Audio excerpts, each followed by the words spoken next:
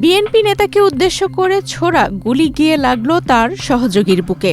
নোয়াখালীর বেগমগঞ্জ উপজেলার চৌমোহনী বাজারে দুর্বৃত্তদের হামলায় গুলিবিদ্ধ হয়েছেন জেলা বিএনপির সাবেক ধর্ম বিষয়ক সম্পাদক হাজী আবুল কাশেমের ঘনিষ্ঠ সহযোগী ইয়াসিন সেন্টু।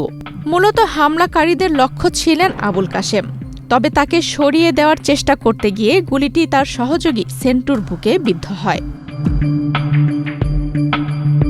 ৬ আগস্ট বৃহস্পতিবার রাত ১:১২টার দিকে চৌমোহনী বাজারের জাতীয় হকার্স মার্কেটের মূল গলিতে একটি চায়ের দোকানের সামনে এই ঘটনা ঘটে। বসুন্ধরা টিস্যু, অশুদ্ধতার বিরুদ্ধে এক বিন্দুও ছাড় নয়।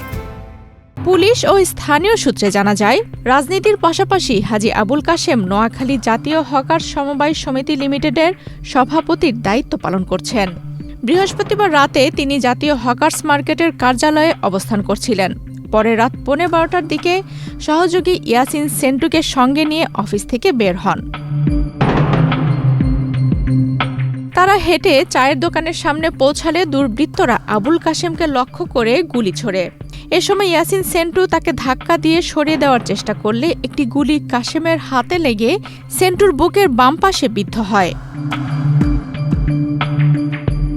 গুলিবিদ্ধ সেন্টুকে স্থানীয়রা দ্রুত উদ্ধার করে নোয়াখালী জেনারেল হাসপাতালে নিয়ে যান।